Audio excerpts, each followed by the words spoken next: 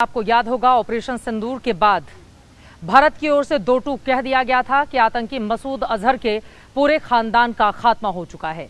लेकिन पाकिस्तान लगातार झूठ पर झूठ बोलकर अपने आप को सच साबित करने में लगा रहा। लेकिन अब तो आतंकी मसूद अजहर के ही एक गुर्गे ने आतंकिस्तान की पोल खोलकर रख दी है। देखिए।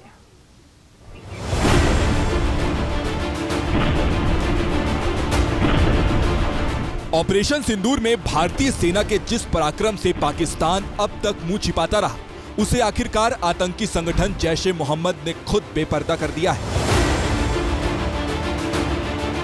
ये दहशतगर्दी की काले लिबास में बंदूकधारी आतंकियों से घिरा ये शख्स आतंकी संगठन जैश का कमांडर मसूद इलियास कश्मीरी है, जिसने खुद इस बात की गवाही दे दी है कि 7 मई को बहावलपुर में भारतीय वायुसेना की स्ट्राइक में उसके आका मसूद अजहर का पूरा कुनबा बर्बाद हो गया।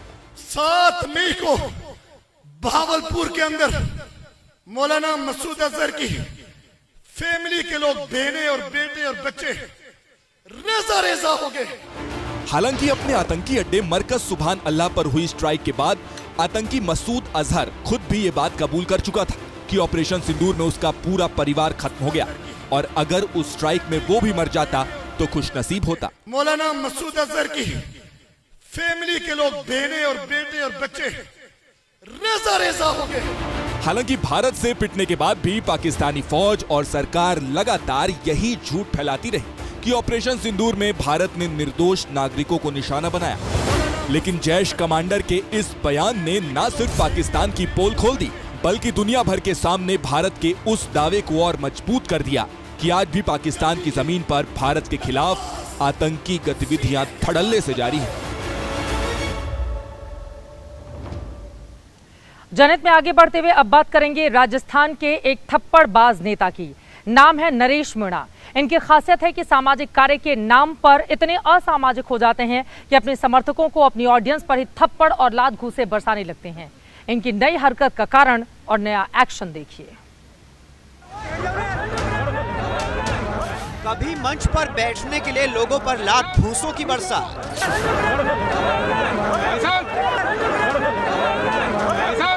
कभी छांव में जाकर बैठे अपने ही समर्थकों के गाल पर तमाचा। आंदोलन के मंच पर रह रहकर आपा खो देने वाले इस शख्स का नाम है नरेश मीणा।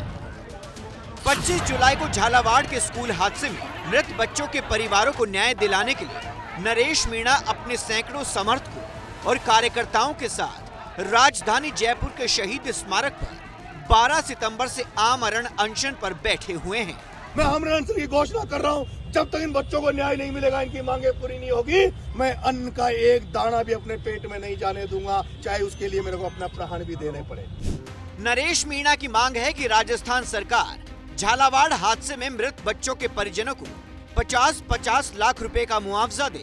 लेकिन आंदोलन से ज्यादा नरेश मीणा की हरकतें सुर्खियां बटोर रही हैं। दरअसल जिन समर्थकों की भीड़ के दम पर नरेश मीणा ये आंदोलन चला रहे हैं, अब वही लोग आए दिन मीणा के हाथों पिटने लगे हैं। अनशन के बीच नरेश मीणा लोगों को संबोधित करने के लिए खड़े हुए तो कुछ समर्थक मोबाइल चलाते और बातें करते दिख गए। मीणा को इस कदर गुस्सा आया कि उन्होंने लोगों को लातों से मारना शुरू कर दिया।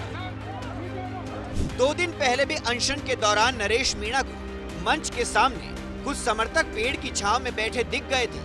मीणा ने उन्हें वापस आने का इशारा किया, लेकिन जब समर्थक नहीं आए तो आग बबूला नरेश मीणा ने पेड़ के नीचे जाकर समर्थकों पर थप्पड़ बरसाने शुरू कर दिए।